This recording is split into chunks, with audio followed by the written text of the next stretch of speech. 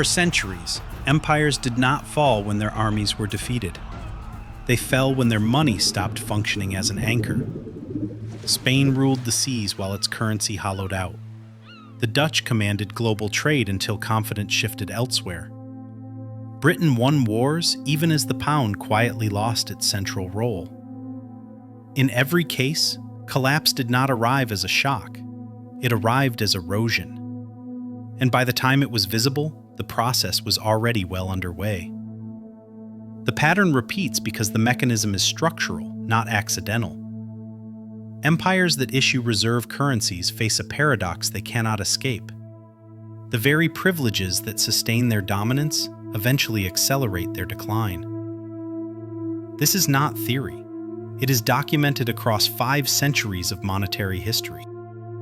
Imperial collapse is not a sudden breakdown.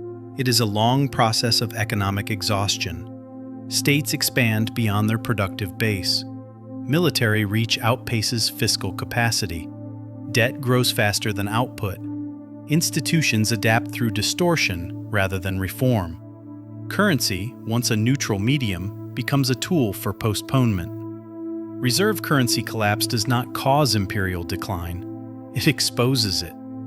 A reserve currency exists because it is trusted, liquid, and necessary. Other states hold it not out of loyalty, but because it stabilizes trade and finance. It becomes the unit of settlement, the store of value, the anchor for credit markets. This creates immense advantages for the issuing state. It can borrow in its own currency. It faces no foreign exchange risk on its debt. It extracts value simply by printing what others must earn. But these privileges are conditional.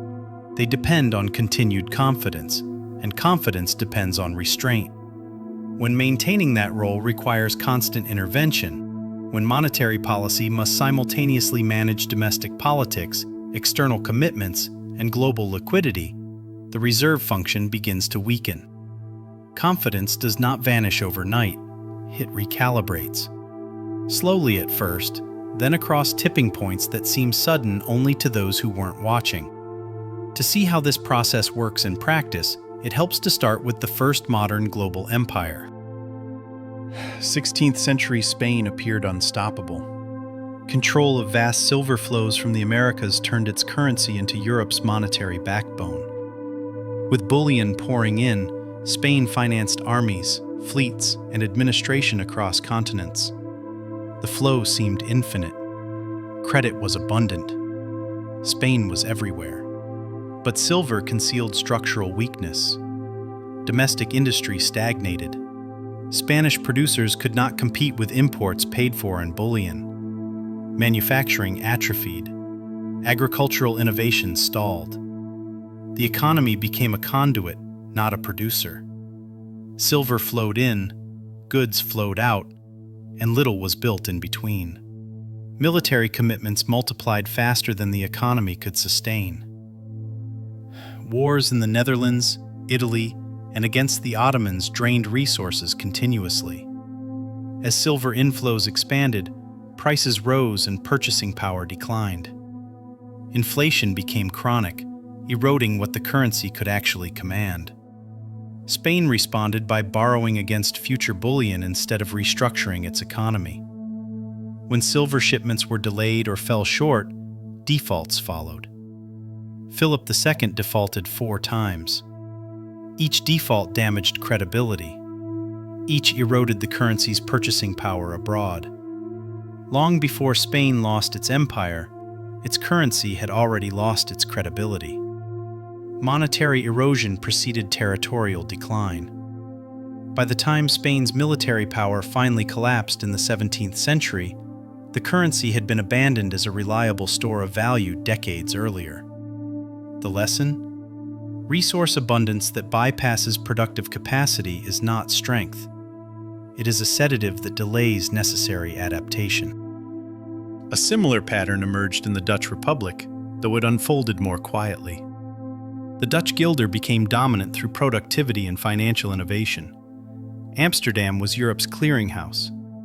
Dutch banking discipline made the currency reliable, and reliability made it central. Dutch merchants dominated shipping.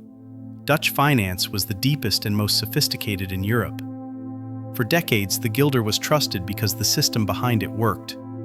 There was no inflation. There was no default.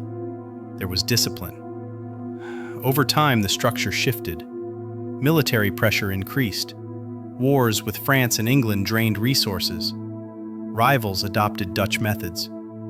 Britain built deeper capital markets, offered better terms, expanded its navy. Returns on Dutch investments fell. Debt rose. The competitive edge narrowed. The guilder did not collapse. It was gradually displaced. As Britain offered deeper markets, stronger protection, and greater geopolitical reach, reserve holders quietly shifted allocations. There was no crisis, no dramatic exit, just a slow rebalancing as calculations changed. Reserve status moved not because the Dutch failed overnight, but because their system could no longer scale at the center of an expanding global economy. Britain could, and so capital followed capability. The lesson: dominance ends when the system cannot grow fast enough to meet the demands placed on it. Efficiency is not enough. Scale matters. Britain would inherit that central role, and for a time, perfect it. The British pound anchored global finance at the height of empire. Industrial dominance, naval control, and colonial trade sustained its role. London was the world's financial hub. Sterling was the unit of account for international trade. British credit was the standard. 2 world wars changed the equation. Britain financed survival through borrowing, first from its empire, then from the United States. Industrial leadership weakened as competitors rebuilt with newer infrastructure. The empire, once a source of extraction, became a fiscal liability. Maintaining control required spending that no longer generated returns. After 1945, the pound remained in circulation, but lost its central function. Britain tried to maintain the old role through currency pegs and capital controls. Repeated currency crises followed. 1949, 1967, multiple IMF interventions, reserve holders diversified quietly. Trade increasingly settled in dollars. Sterling's share of global reserves dropped from over 60% in 1945 to under 10% by 1980. By the time Britain acknowledged the dollar's dominance, the transition was already complete. Reserve erosion did not end Britain's influence.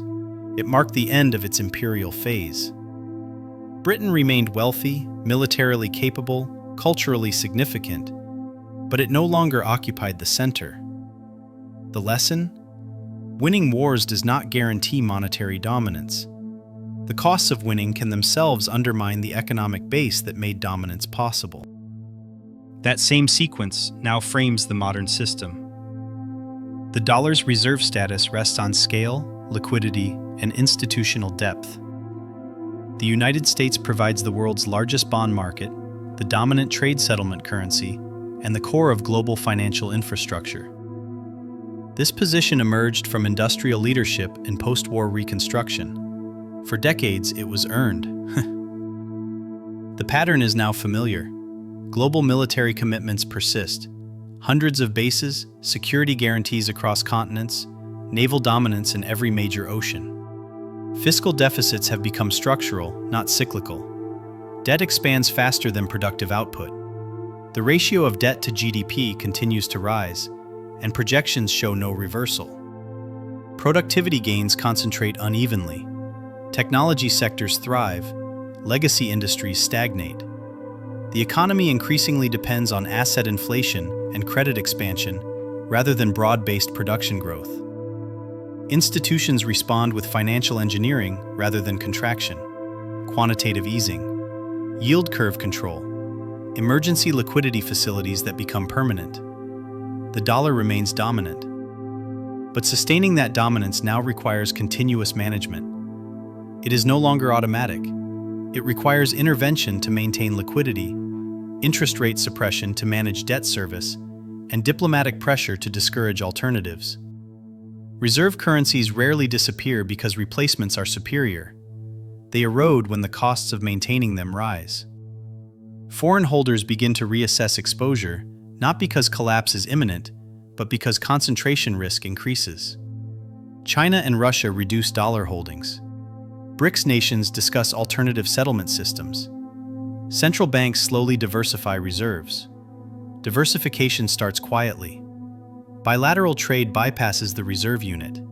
Oil priced in yuan, natural gas in rubles, regional trade in local currencies. Central banks adjust at the margins. A few percentage points here, a bond sale there.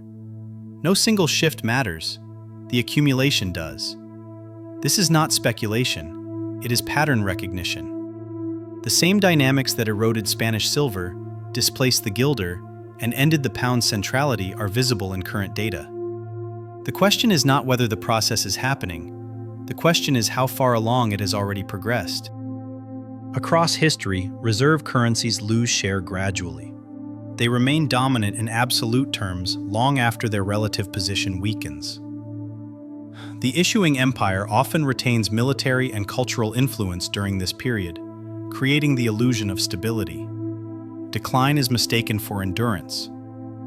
But there is a difference between early-stage erosion and late-stage acceleration. In later stages, erosion accelerates when a shock forces prioritization. A financial crisis, a military overextension, a debt ceiling standoff, a pandemic.